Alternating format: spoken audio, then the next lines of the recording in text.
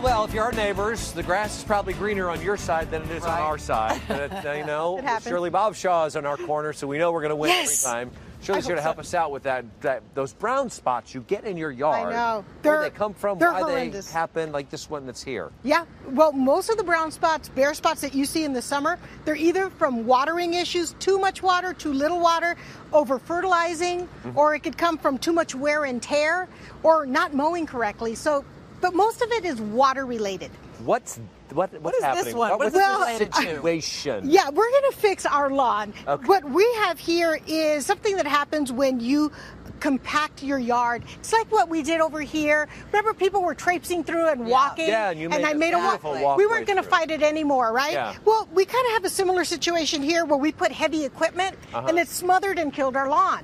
So this is kind of a temporary situation because we can grow lawn here, but we're really not getting a lot of water here, and that's what further killed it. So what do we do to fix it? All right, I want to show you guys at home some tips on what to do so that you can figure out what kind of a problem you have that's water related. Number one, because we're in the drought, I know that we're not overwatering, but are we getting any water here?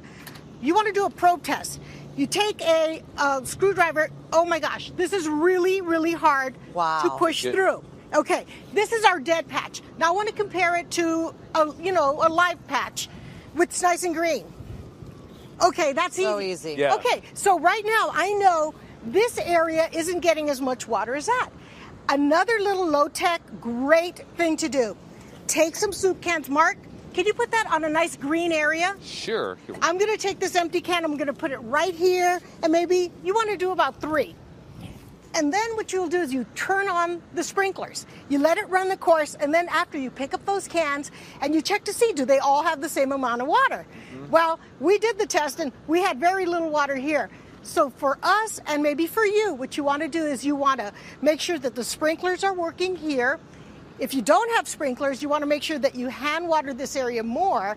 Or, you make sure that the rotary sprinklers are working. So it's a water issue for us. But I know, speaking of water issues, you can also overwater, can't Oh you? my gosh, yes. Yeah. Now, those of you who are in humid areas, hot summer humid areas, or it rains, you might have too much water.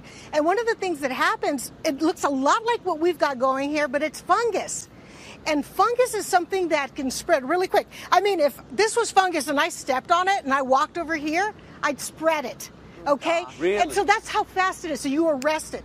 Best thing to do, take a piece of it, complete with all of the soil to your local garden center and have the specialists there from the lawns look at it. If it is, they'll probably tell you to get some fungus control. Get that into your yard so you don't spread it.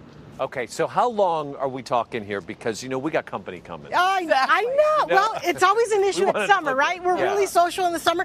Well, really, you should not seed and you should not sod your lawn until it's cool weather. But what you can do, once it is cool, it will repair itself. Seed, 10 days. Sod, instantly. But for us, we actually have a nice kind of alternative. This is not permanent, but this is non-toxic lawn coloring. And it's made from like botanicals. Coloring your hair, except you're coloring your lawn? It's kind of like that. So, This is so Hollywood, by the way. Yeah, it is kind of Hollywood. Instantly. For your grass. Hey, absolutely. We're going to give it a makeover. Now, here you can tell that it's dead. And that's fine. If you have a lot of thatch, you want to remove some of it. But all you do is you take a non-toxic grass spray and then you just apply it. Softly, go slowly. And what you want to do is you just want to patch in the area. Oh my goodness, look at that. So it starts taking on a green tone. So if I do this Yes. and then it rains, Right. do I have Not a to- problem. No. One of the neat things about this is that it is coats your soil. I mean, it coats the soil. It also coats the blades of the dead grass. And it can rain. You can put out sprinklers. It's not going to come off. It'll last for about 3 months. So unless, of course, basically, you have a lot of rain. You fake it till you make it. You fake it till you make it. It's not toxic or anything? No, this is not It doesn't even toxic. smell. Within 45 minutes, it should dry. You should be able to walk on it after that, even pets and children.